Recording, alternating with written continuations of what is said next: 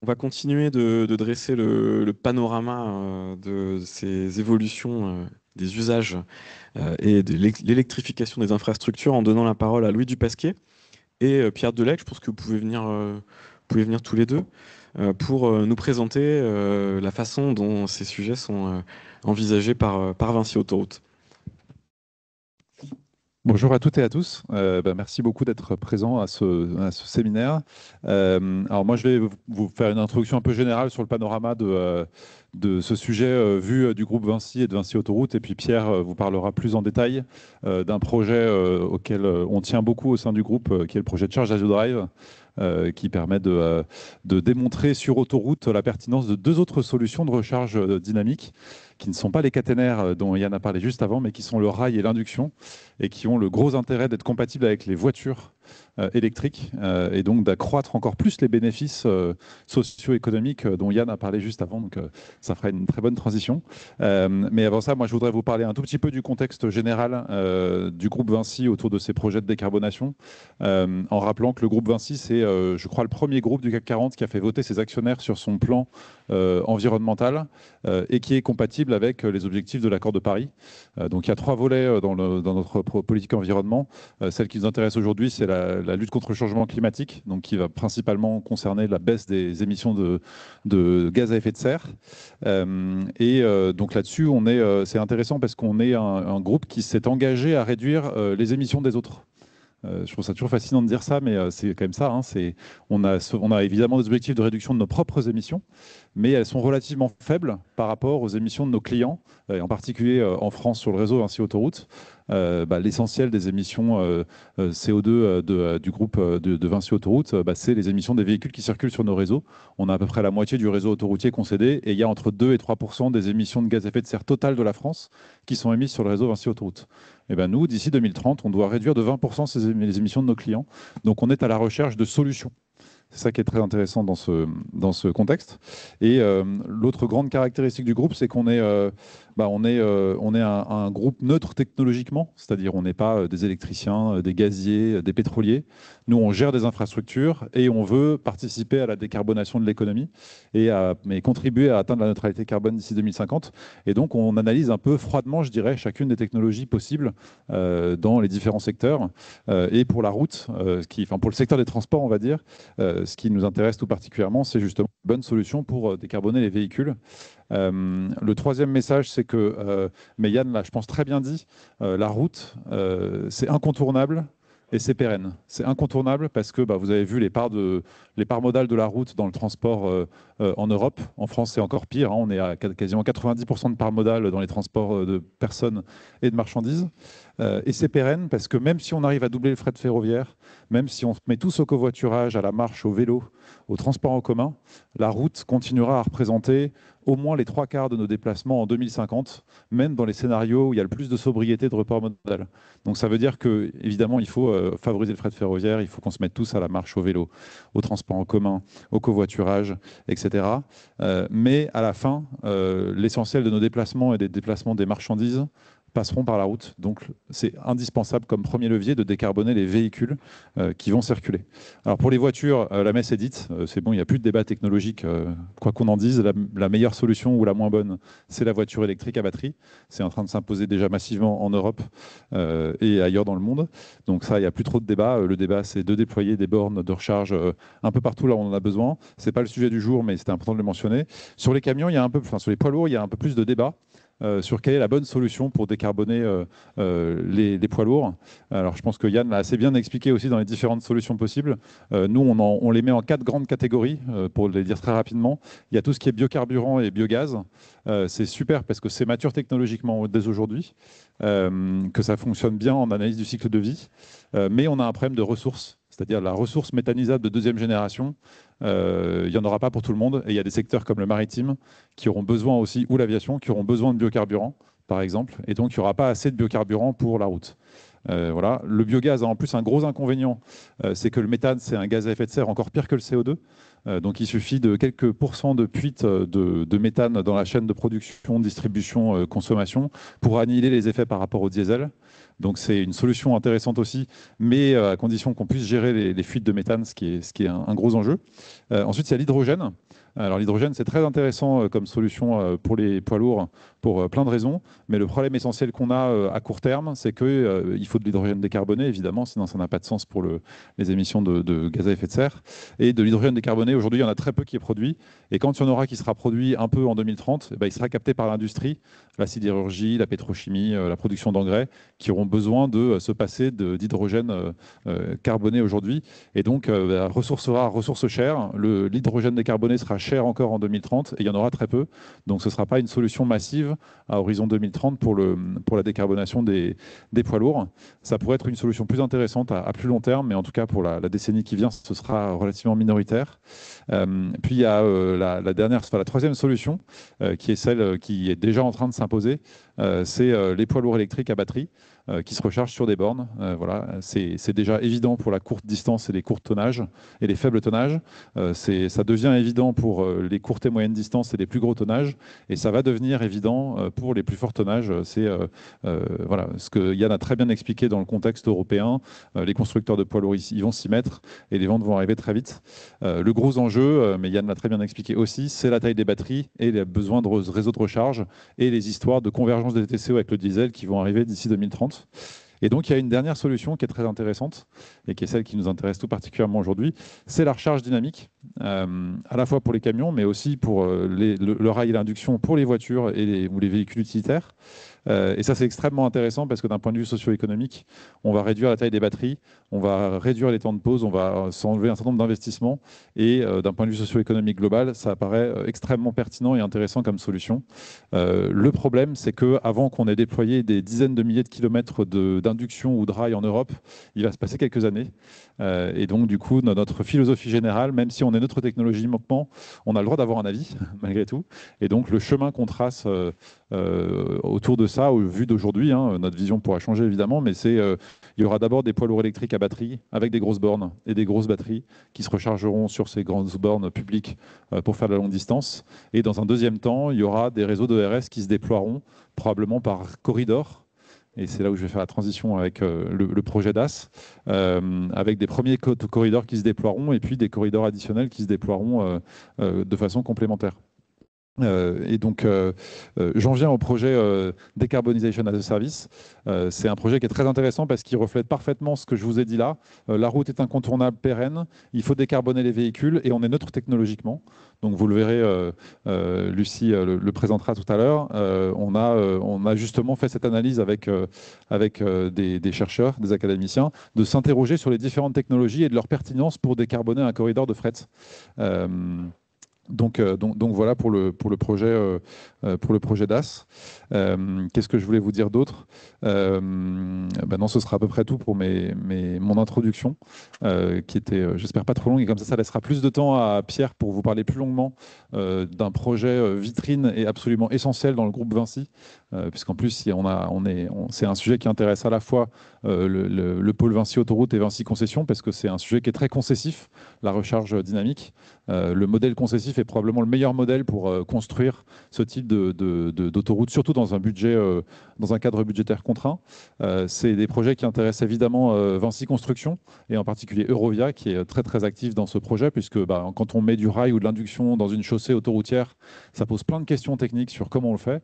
Et puis c'est un projet qui intéresse Vinci Énergie, évidemment, qui construit le réseau électrique en accotement de ce projet. Voilà pour le teasing, et donc je vais laisser la parole à Pierre pour qu'il nous en parle plus longuement. Merci beaucoup. Merci beaucoup, Louis.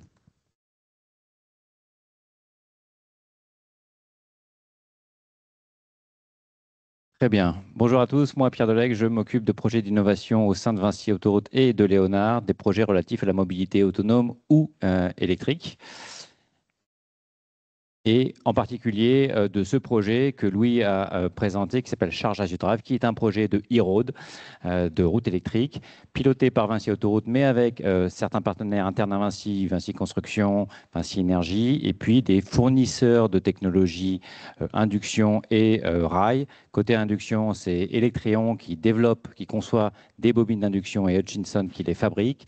Et côté rail conductif, c'est un partenaire suédois qui s'appelle Elon Road qui développe un rail conductif.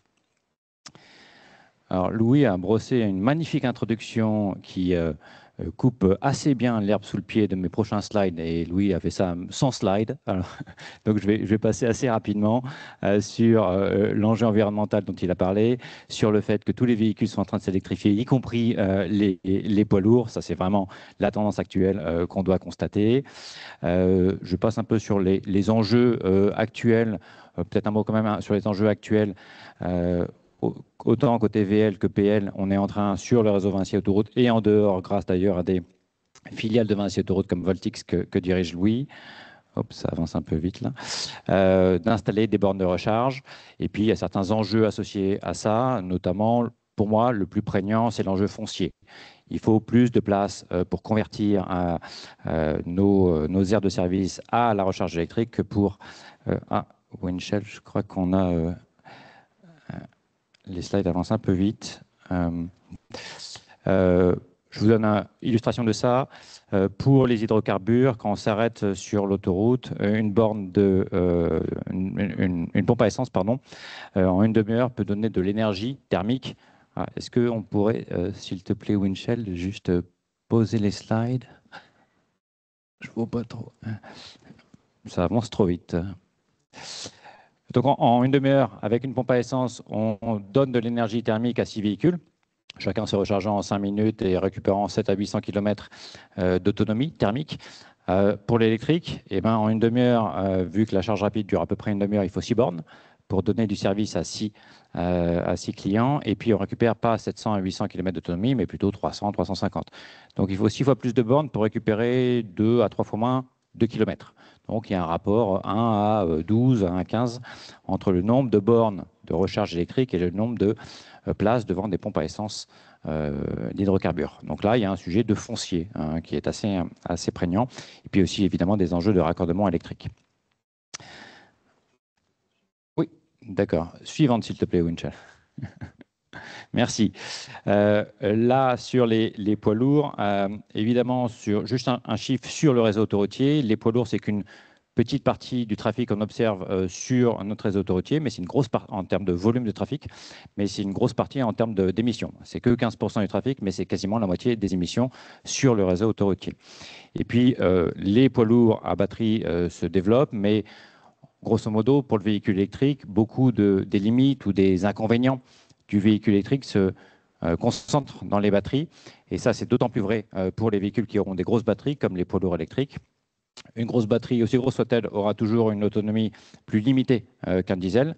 On n'aura jamais par unité volumique ou massique de batterie lithium-ion autant d'énergie que dans un litre ou 1 kg de diesel, jamais, même avec les meilleurs progrès sur la batterie.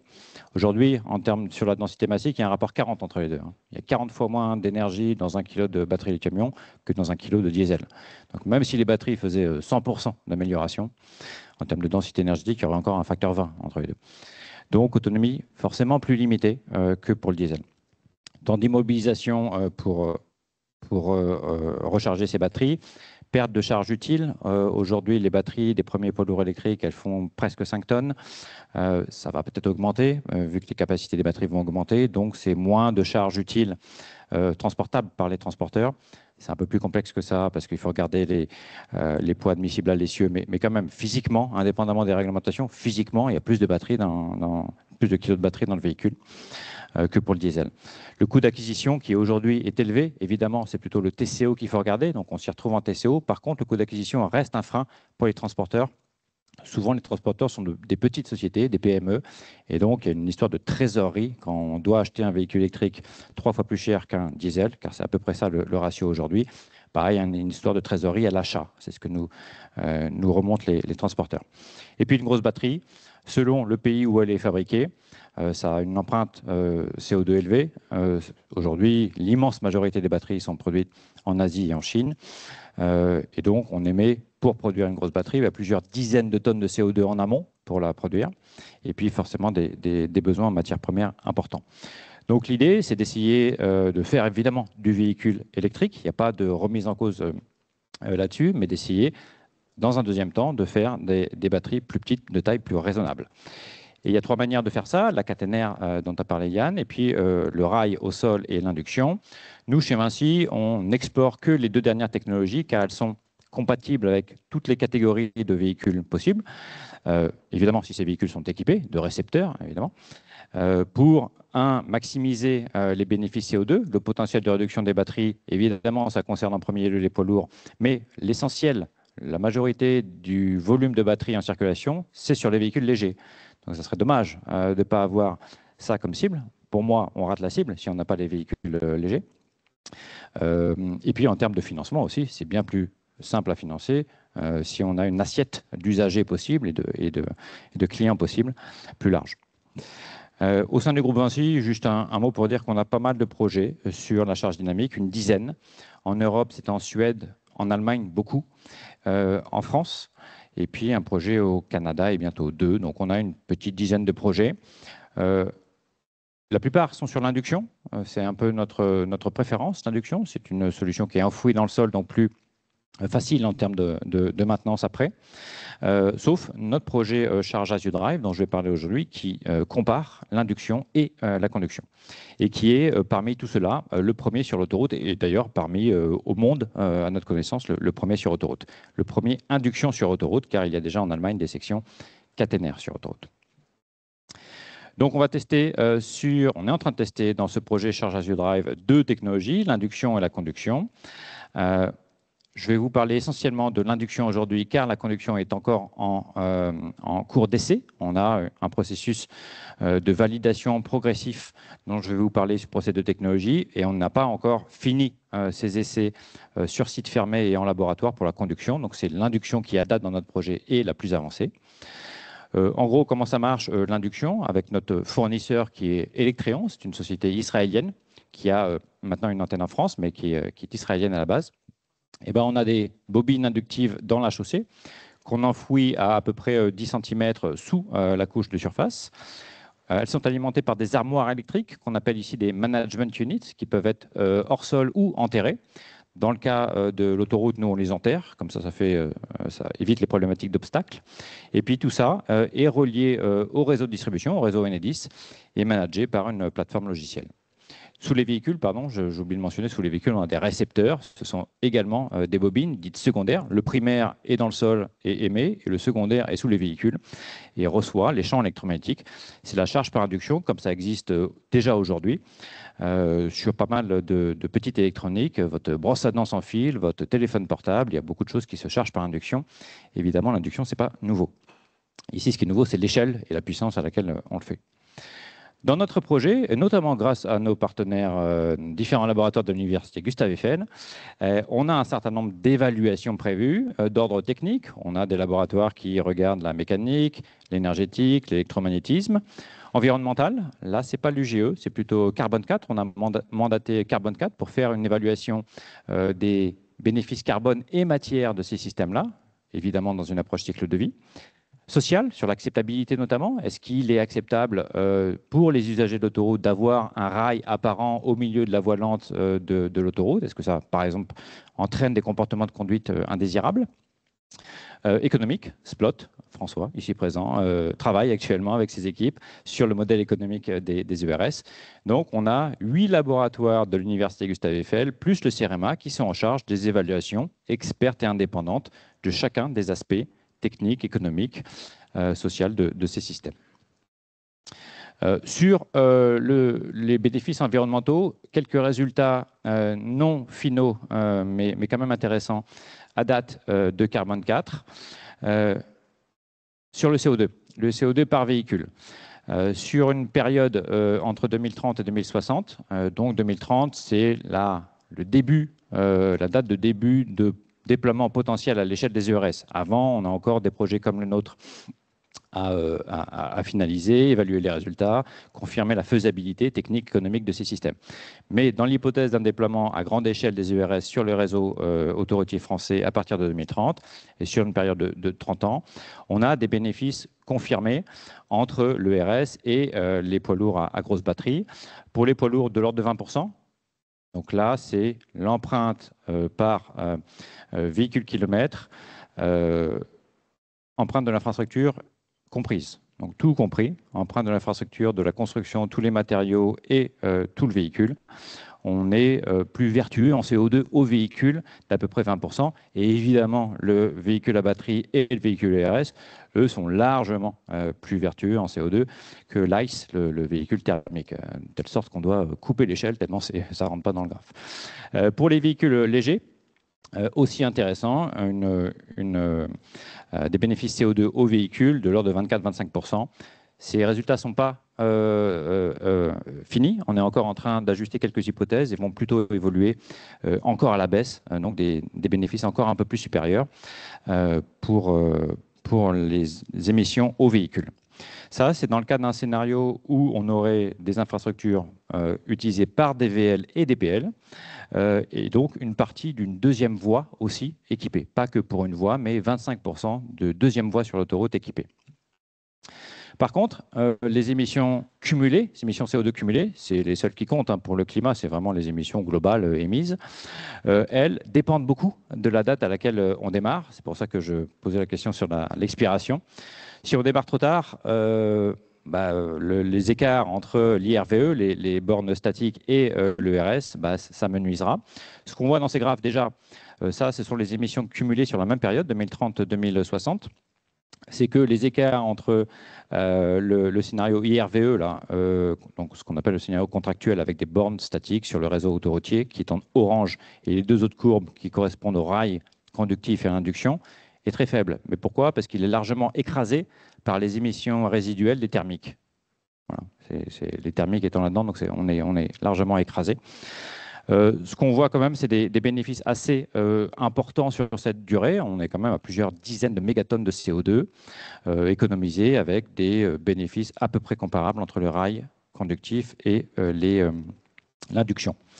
Une des conclusions intéressantes de Carbone 4 aussi, c'est que l'ERS, en fournissant des véhicules moins chers, en proposant des véhicules moins chers, à peu près 40% du prix d'un poids lourd électrique aujourd'hui, c'est sa batterie. Donc si on divise sa batterie par 2, on gagne beaucoup sur le prix d'acquisition du poids lourd.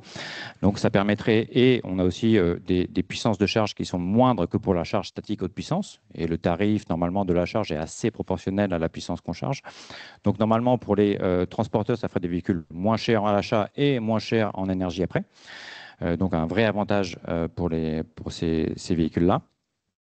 Donc ça permettrait, d'après Carbone 4, d'accélérer la conversion du parc à l'électrique. C'est une conclusion intéressante qu'on n'avait pas forcément en tête au début. Ça, c'est pour le CO2. Et puis si on regarde les matières, donc tous les métaux constitutifs des batteries, le lithium, le nickel, le cobalt, le manganèse, le cuivre, le graphite, etc. Là, évidemment, quand on diminue la taille de la batterie, là, c'est très vertueux immédiatement, y compris pour le cuivre. Par exemple, dans des bobines d'induction, c'est du cuivre. Donc, on rajoute du cuivre. Donc, on enlève dans la batterie, mais on en rajoute dans l'infrastructure et dans les véhicules pour les récepteurs. Y compris pour le cuivre, c'est très vertueux. Gain combiné pour les véhicules légers et poids lourds sur la même période. Il y a une petite faute de frappe de Carbone 4, c'est 2050 là, c'est 2060, c'est entre 2030 et 2060.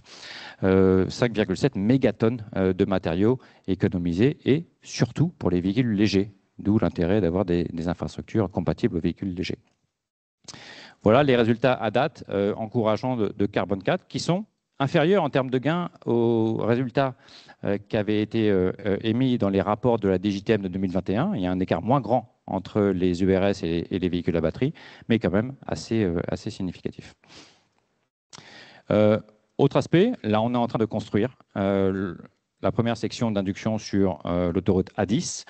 Et donc, pour ça, on a dû valider un certain nombre de choses. On a un processus de validation dans lequel on fait d'abord des essais sur des échantillons en laboratoire.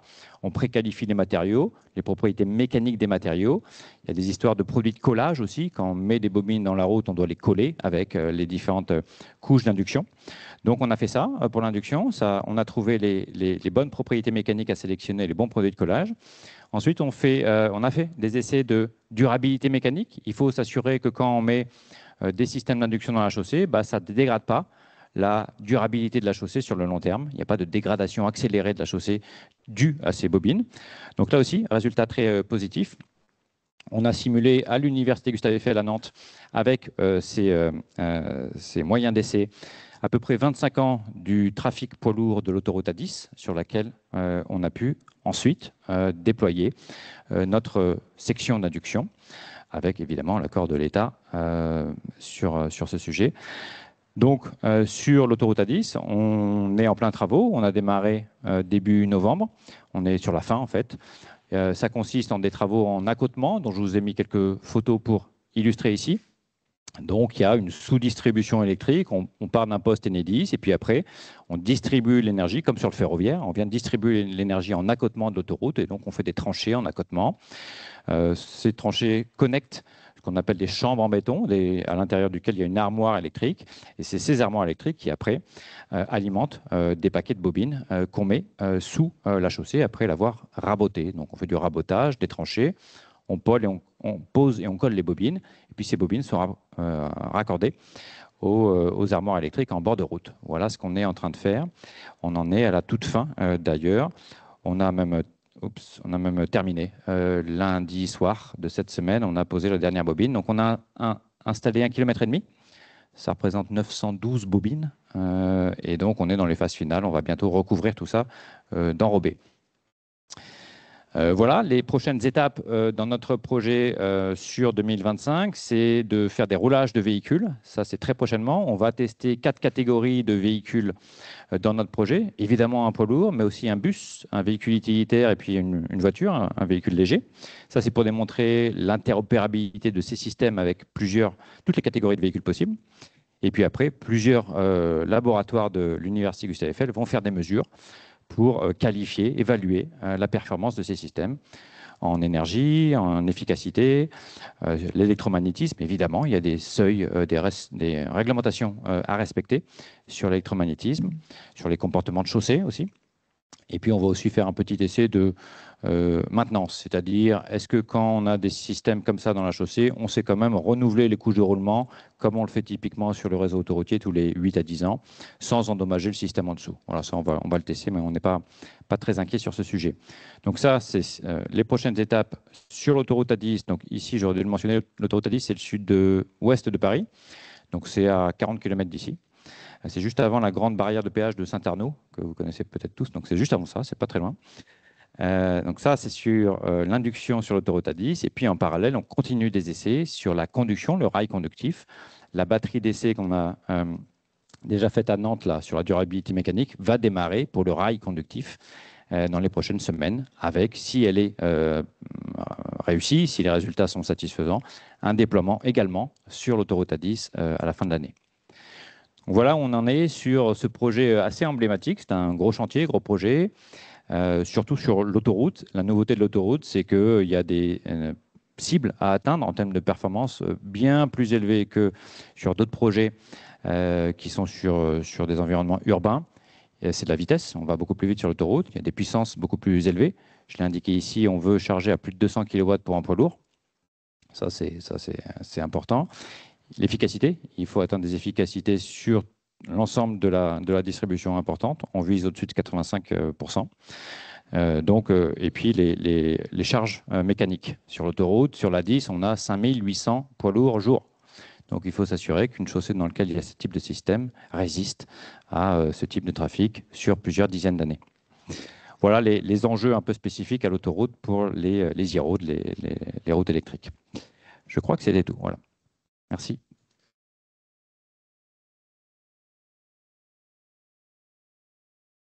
Merci beaucoup. Est-ce qu'il y a des questions? Il y a des questions dans la salle. On reste sur le même principe. Présentez-vous avant de poser votre question.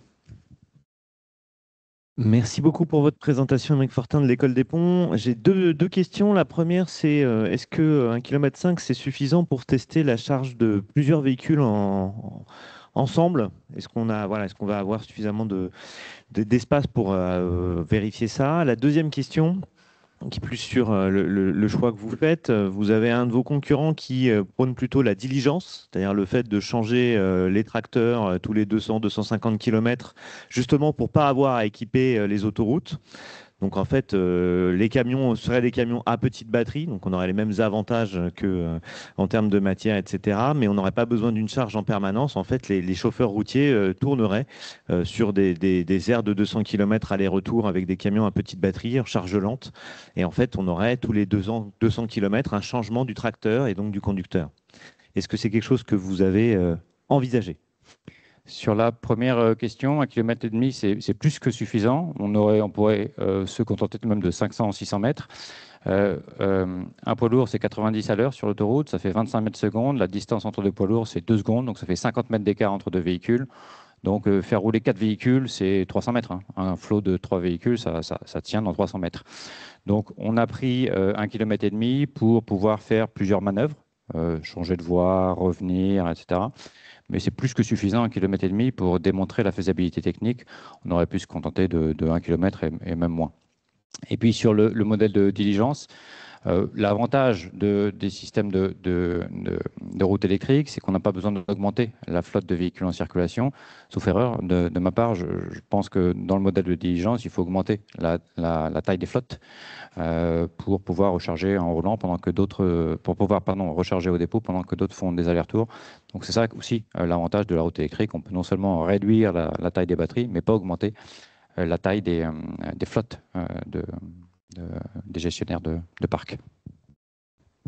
Un petit complément là-dessus, à court terme, c'est pas du tout incompatible, au contraire, c'est un peu ce qu'on va voir avec le projet DAS ensuite, mais l'idée c'est que les premiers corridors de RS qu'on déploierait, typiquement si on équipe Marseille-Lyon, pour prendre un exemple assez pertinent d'un des axes majeurs de trafic européen longue distance, mais il y a aussi beaucoup de courtes distances entre Marseille et Lyon.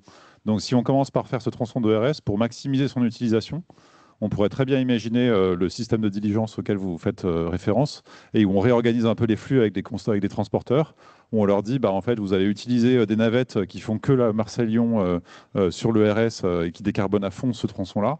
Et pour la partie vers l'Espagne et vers le nord de l'Europe, bah, vous faites un trajet plus classique en diesel ou d'ailleurs en électrique avec une grosse batterie ou en bio-GNV ou en biocarburant. Donc, c'est pas du tout incompatible. C'est même quelque chose qui sera utile, voire indispensable pour, je dirais, rentabiliser en CO2 et en coûts socio-économiques des premiers corridors qui seraient déployés, parce qu'on va commencer par déployer des tronçons. On ne va pas faire directement 10 000 km, ce sera trop long, donc il faut qu'il y ait des tronçons et il faut ce type de système-là pour pouvoir les utiliser à fond au démarrage et ensuite les étendre progressivement et à terme peut-être se passer de ces systèmes de diligence, encore qu'ils pourraient toujours être utiles même à long terme.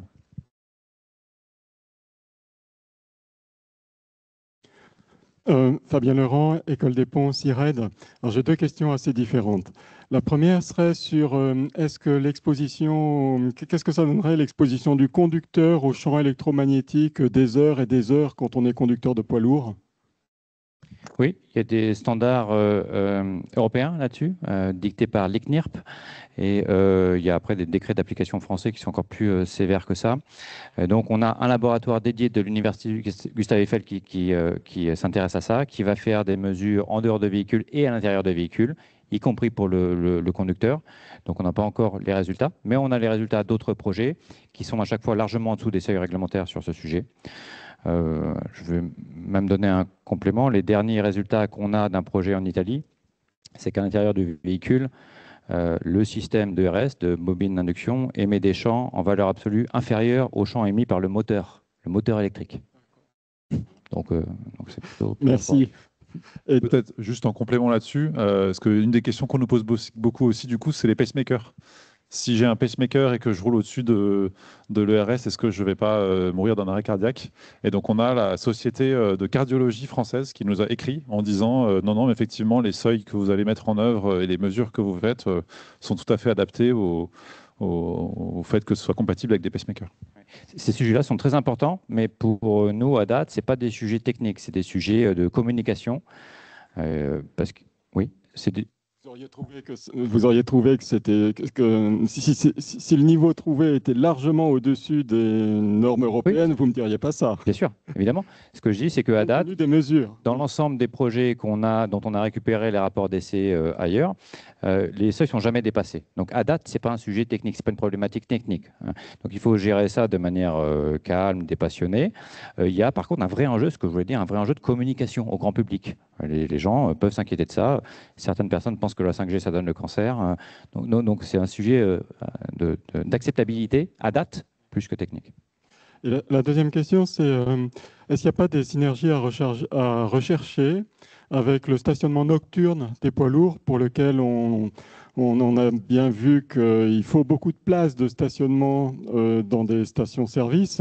Et donc, est-ce qu'on ne pourrait pas, finalement, de manière relativement économe, équiper en induction électrique pour que les poids lourds se rechargent la nuit et peut-être les appels de puissance seraient complémentaires de ceux des voitures et dans le temps? Et est-ce que cette synergie-là a été explorée?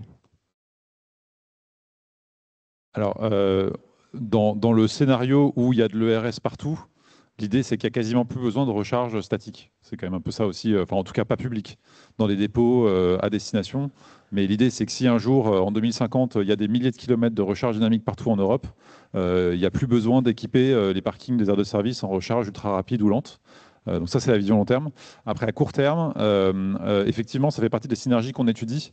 Aujourd'hui, le problème, c'est que les constructeurs de bornes et les constructeurs de poids lourds, ils sont partis sur le modèle de prise de bornes physiques et de prise de recharge CCS pour celles qu'on connaît déjà, et puis MCS demain pour les poids lourds à 1 MW.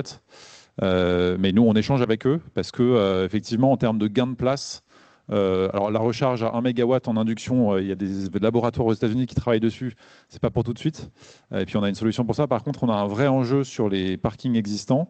Quand on va vouloir installer des bornes de recharge lente, ça prend énormément de place. Ça prend plus de place qu'une place normale, alors qu'on a plutôt tendance à manquer de place poids lourd en France. Donc ça peut être très intéressant pour le coup d'installer des bobines à induction à 70-100 kW maximum sous les places existantes, en minimisant les coûts. Mais à date, il faut qu'on ait des échanges avec les constructeurs de poids lourds qui sont focus sur plutôt la recharge ultra rapide en MCS, qui leur demande déjà beaucoup de R&D. Et donc, oui, mais effectivement, c'est quelque chose qu'on a en tête. Et dans le projet de Charge as you Drive, on a un démonstrateur de recharge statique qu'on va installer aussi en lien avec une navette autonome sur le pôle d'échange multimodal de Longvilliers. Donc, effectivement, la recharge statique induction, c'est un sujet qui est très intéressant. Alors, c'est beaucoup plus simple que ce qu'on fait là. Donc, une fois qu'on saura faire ça, on saura aussi le faire de façon statique. Oh là là, les mains se lèvent, les mains se lèvent. Bonjour, Ruben Fischer du Shift Project. Merci beaucoup. J'ai 4 questions. Alors, je vais essayer de faire court. Quand vous dites que vous n'avez pas retenu les caténaires, je n'ai pas compris si c'était pour aujourd'hui ou si c'est en gros, vous avez exclu cette solution-là et vous privilégiez les 2 solutions qui sont présentées aujourd'hui. De manière générale, on n'insulte jamais l'avenir, donc demain, on sait pas. Mais aujourd'hui, on ne voit pas d'intérêt, notamment sur le CO2 et notamment sur le CO2. Oui. Ok, merci. Et juste en complément, c'est aussi que le caténaire a déjà été testé sur autoroute ouverte à la circulation, notamment en Allemagne, en Suède, en Californie, alors que l'induction et le rail, ce qu'on est en train de faire là, que vous avez vu, c'est une première mondiale. Il n'y a jamais eu de test d'induction sur une autoroute ouverte à la circulation dans des conditions autoroutières. Donc dans le projet de Charge as you Drive, c'est pour ça qu'il n'y a pas de caténaire. Il n'y avait rien de nouveau à tester, ça a déjà été testé. Et après, on a en tant qu'autoroutier, en tant qu'exploitant autoroutier, au-delà des sujets de compatibilité avec les VL, on a un avis très négatif sur la caténaire qui est extrêmement accidentogène. qui demanderait des niveaux de maintenance très élevés. Je suis sûr que tout le monde a déjà été coincé une fois dans un train pour une rupture de caténaire. Bah, imaginez avec 15 000 poids lourds jour qui font ça. Voilà, donc on a des gros enjeux d'infrastructure et de maintenance de cette infrastructure. Donc en tant qu'exploitant routier, on n'aime pas du tout la caténaire, on préfère largement plus la solution induction et en plus d'autres bénéfices. Mais effectivement, comme l'a dit Pierre, il ne faut pas insulter l'avenir. Peut-être ce sera une solution qui pourrait être retenue un jour, mais en tout cas aujourd'hui, c'est la moins souhaitable pour un grand nombre de raisons. Ok, merci. Est-ce que les deux solutions techniques proposées, est-ce qu'elles sont compatibles avec les véhicules électriques qui roulent aujourd'hui? Non. Okay. Aujourd'hui, il y a pas de... Il y a très peu de véhicules compatibles. Il y a en Allemagne Scania qui a 25 véhicules compatibles avec la caténaire. Et dans l'ensemble des autres projets, ce sont des toutes petites flottes compatibles avec ces sections de projet. Donc, Alors, sur la caténaire, c'est plus compliqué à rétrofiter. Mais un des gros intérêts de l'induction, c'est que c'est extrêmement simple de rétrofiter un véhicule électrique. Enfin, extrêmement simple. C'est relativement simple de rétrofiter un véhicule électrique existant et en lui ajoutant une bobine à induction. Il y a par exemple des startups en France qui font ça. Si vous voulez, plutôt que de mettre une borne physique chez vous et que vous voulez installer une plaque à induction, il y a un certain nombre de modèles de voitures électriques qui peuvent vous rétrofiter. Et donc, ils vous installent une plaque à induction à 7 kW dans votre garage et ils vous rétrofitent le véhicule électrique avec la bobine induction en dessous qui va bien. Donc, ce sera... en tout cas, on va dire, quand on parle avec les constructeurs de poids lourds, ils nous disent si un jour il faut construire des poids lourds électriques avec des bobines à induction, ce n'est pas un enjeu technique majeur et ça n'augmentera pas du tout le coût du camion. Donc, il n'y a pas de véhicule compatible sur le dynamique, mais sur le statique, oui. Il y a des constructeurs chinois qui équipent tous leurs modèles. Il y a des modèles chez BM, chez Mercedes. Oui. Très bien, merci. Troisième question, excusez-moi, je vais essayer d'aller vite. Vous avez parlé du foncier. Deux questions sur le foncier. Combien de kilomètres est-ce qu'il faut installer pour obtenir les gains de CO2 dont vous avez parlé? En gros, votre projection, c'est combien de milliers de kilomètres installés en France? 9000, c'est pas la nôtre, c'est celle du ministère des Transports dans ses rapports de 2021. Ouais, mais je crois que 9000, c'était que sur la voie de droite. Et vous avez parlé de la deuxième voie, de la voie du milieu. Sur le rapport de la DGTM 2021, je crois que c'était exclusivement la voie de droite, non? Il y a plusieurs scénarios dans les rapports de 2021. Le 9000, c'est scénario bas. Le scénario médian inclut aussi une part de deuxième voie. Et c'était 9000 km donc? Et c'était 9000 km dans le scénario médian, c'est ça? 9000, c'est le bas. Médian, c'est 14000, je crois. D'accord. Ok. Et donc votre projection en gain de CO2, c'est 9000 ou 14000? C'est entre les deux. C'est 1,25 fois 9000. Ok, ça marche, merci. Et ma dernière question, pardonnez-moi, quels sont les gains en foncier que vous avez estimés? Vous avez dit que c'était un point de blocage particulier pour la recharge statique, et donc la recharge dynamique permettrait d'économiser par rapport à un scénario de recharge statique. Quelle superficie sur les aires de repos notamment? On a les chiffres. Carbone 4 a évalué ces chiffres-là, parce que c'est vraiment un des avantages, probablement l'avantage stratégique le plus important des ERS, de ne pas nécessiter du foncier supplémentaire, car on artificialise une surface qui est déjà artificialisée, qui est la route. Mais je n'ai pas les chiffres en tête en termes de foncier, mais je pourrais vous les donner sans problème. Mais sur les poids lourds, pour donner quelques illustrations plus qualitatives, l'essentiel des parkings poids lourds sont en épi, c'est-à-dire pour gagner de la place, les poids lourds se gardent dos à dos. Les stations de recharge publiques poids lourds électriques, elles sont traversantes. Donc déjà, rien que ça vous donne une idée du nombre de places que vous perdez. C'est quasiment une place sur deux, si on caricature un peu. Évidemment, tous les parkings ne sont pas traversants. Et en plus de quoi, aujourd'hui, le modèle industrie qui est en train de s'industrialiser pour la recharge publique des poids lourds, c'est la prise sur le côté gauche avec un îlot entre deux places. Et cet îlot entre deux places, il fait aussi perdre de la place. Donc c'est sûr que si on raisonne à 100% du parc de poids lourds électriques et les nombres de bornes nécessaires à ça, on a des gains de place et donc des économies d'artificialisation dans un contexte de ZAN qui fait partie des raisons pour lesquelles cette solution à long terme est vraiment intéressante.